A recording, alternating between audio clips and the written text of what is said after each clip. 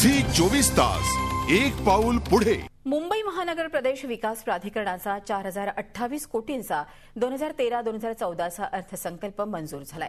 यात मुंबईतल्या नव्या प्रकल्पांसाठी 847 कोटींची तर ठाणे कर्जत पट्ट्यासाठी 622 कोटींची भरीव तरतूद करण्यात आली आहे। मुंबईतल्या नव्या प्रकल्पांमध्ये कुलाबा ते सिप्स भुयारी मेट्रो रेल्वे 500 कोटी, सिवडी न्हावाशिवा सागरी सेतू 150 कोटी, वरळी शिवडी उन्नत मार्ग 50 कोटी, कलानगर जंक्शन भुयारी मार्ग 75 कोटी, वांद्रे कुर्ला संकुल ते पूर्व द्रुतगती महामार्गाला जोडणारा उन्नत मार्ग 50 कोटी आणि खेरवाडी उड्डाण पूल 22 कोटी या प्रकल्पांचा समावेश आहे।